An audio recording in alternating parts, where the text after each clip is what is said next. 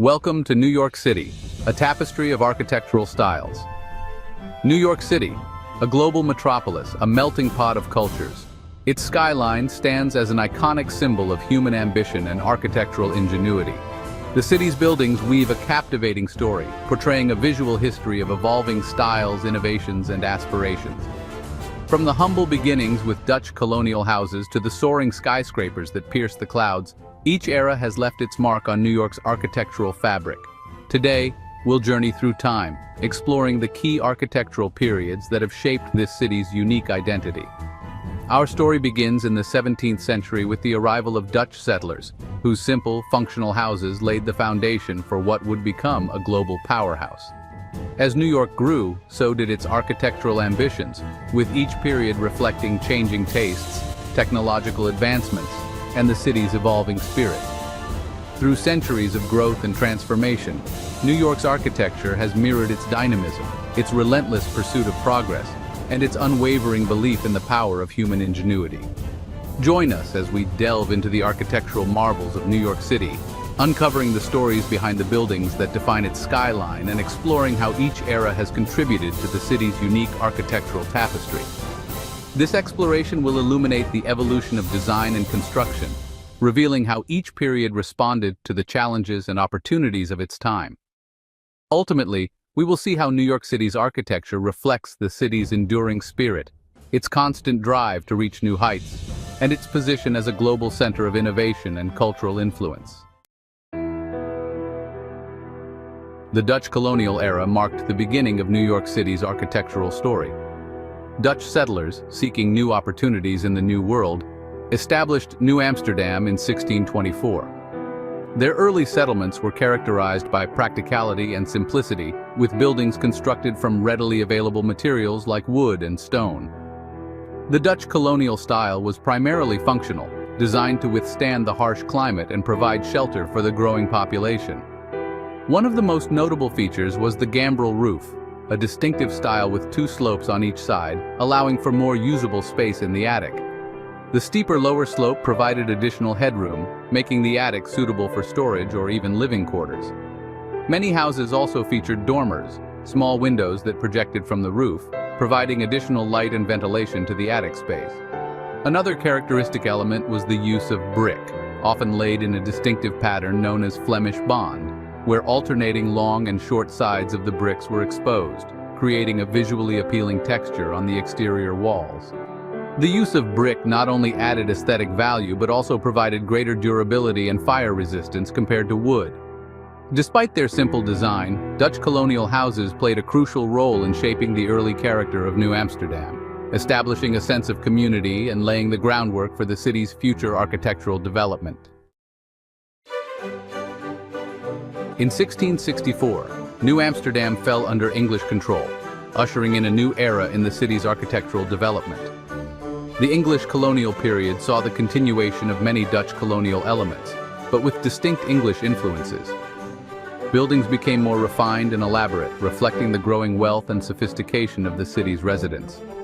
As the city prospered, so did the size and grandeur of its buildings.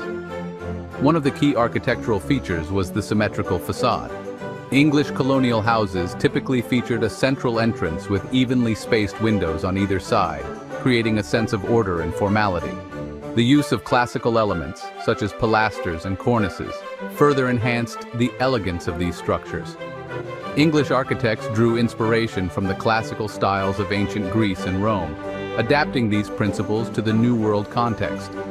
Another significant development during this period was the rise of Georgian architecture, named after the Hanoverian monarchs of Great Britain. Georgian architecture emphasized symmetry, proportion, and classical ornamentation. Georgian buildings often featured Palladian windows, large multi-paned windows with an arched central section, allowing for ample natural light and adding a touch of grandeur to the interiors. The English colonial period marked a significant shift in New York's architectural landscape, establishing a more formal and refined style that would continue to influence the city's development for years to come.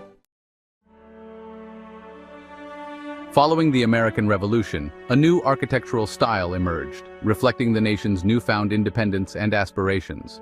The Federal style, prevalent from the late 18th to early 19th centuries, drew inspiration from classical Roman architecture, embodying the ideals of democracy and reason. It was characterized by its refined elegance, symmetrical proportions, and delicate ornamentation. This architectural style mirrored the nation's ambition to establish a strong and independent identity. Federal-style buildings often featured a central entrance with a semicircular fanlight above, a feature borrowed from Roman temples. The fanlight, typically adorned with intricate geometric patterns, added a touch of sophistication and grandeur to the entrance. Delicate moldings, swags, and garlands adorned the exterior walls, adding visual interest and emphasizing the building's classical influences. The use of lighter colors and materials further distinguished the federal style from the heavier, more ornate styles of the past. One of the most prominent examples of federal architecture in New York City is City Hall, completed in 1812. This grand structure, with its impressive facade and elegant dome, embodies the ideals of the federal style. Its symmetrical design, classical proportions, and delicate ornamentation reflect the city's ambition and its aspirations for a bright future. The federal style marked a significant departure from earlier colonial styles, representing a new era of American architecture. It embodied the spirit of a young nation seeking to establish its own identity on the world stage, drawing inspiration from classical ideals while forging a new path. The Greek Revival, emerging in the early 19th century, coincided with a period of intense national pride and a renewed interest in classical antiquity. Inspired by the architecture of ancient Greece, the Greek Revival style became immensely popular in the United States. This style, characterized by its simple lines, grand proportions, and iconic columns, was seen as symbolic of democracy, freedom, and the ideals of the American Republic. It was during this period that New York City's architectural landscape began to reflect the nation's growing interest in classical heritage. Buildings in the Greek Revival style typically featured prominent Doric, Ionic, or Corinthian columns, often supporting a triangular pediment. The pediment, a triangular space above the entrance, often featured sculptures or reliefs depicting scenes from Greek mythology or American history. The use of white marble or stucco further emphasized the Greek influence, creating a sense of grandeur and permanence. The emphasis on symmetry and proportion, characteristic of Greek architecture, gave these buildings a sense of balance and harmony. One notable example of the Greek Revival style in New York City is the Federal Hall National Memorial, originally constructed as the Custom House. This imposing structure, with its grand colonnade and imposing facade, stands as a testament to the enduring influence of ancient Greece on American architecture. The Greek Revival style represented a conscious effort to connect American ideals with the legacy of ancient Greece, a civilization admired for its democratic principles and contributions to art and philosophy. This architectural movement reflected the nation's aspirations for a just and prosperous future, built upon the foundations of freedom and democracy. The Gilded Age, a period of rapid economic growth and industrialization, witnessed a dramatic transformation in New York City's skyline. This era saw the rise of opulent mansions, grand public buildings, and the emergence of the skyscraper. The city's booming economy, fueled by industrial advancements and waves of immigration, provided the resources and ambition for architectural innovation. This period witnessed a fusion of architectural styles, reflecting the eclectic tastes and aspirations of the city's elite. Architects of the Gilded Age drew inspiration from various architectural traditions, including Gothic Revival, Renaissance Revival, and Romanesque Revival. The use of elaborate ornamentation, intricate details, and luxurious materials became a hallmark of this era. Buildings often featured towers, turrets, and ornate carvings, showcasing the wealth and extravagance of their owners. This architectural exuberance reflected the optimism and confidence of a nation experiencing unprecedented economic growth. One of the most iconic structures from this period is the Dakota Apartments, completed in 1884. This grand apartment building, with its imposing facade, intricate details, and luxurious interiors, embodies the opulence and grandeur of the Gilded Age. The Dakota, designed by Henry Janeway Hardenberg, became a symbol of the city's growing wealth and the aspirations of its elite residents. The Gilded Age marked a turning point in New York City's architectural history. It was a period of unprecedented growth and transformation, where architectural styles blended, and new technologies emerged, shaping the city's skyline for decades to come. Pause 3S. As the Gilded Age drew to a close, New York City continued to evolve, embracing new architectural styles that mirrored the changing times. Enter the Art Deco era, a period that brought sleek lines, geometric patterns, and a sense of modernity to the city's skyline.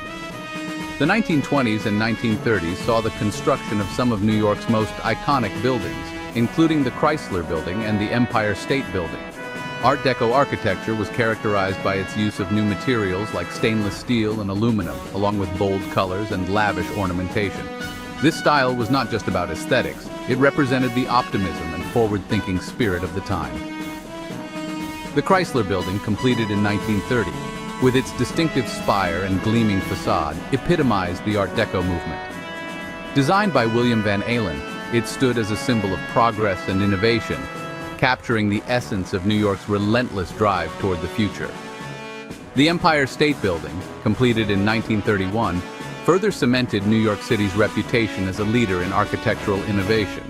Its soaring height and elegant design made it a marvel of engineering and a beacon of hope during the challenging years of the Great Depression. These Art Deco masterpieces not only defined the New York skyline but also influenced architectural trends worldwide. Pause 2S. The Art Deco era was a time of bold experimentation and creative expression, reflecting the dynamic and ever-changing nature of New York City.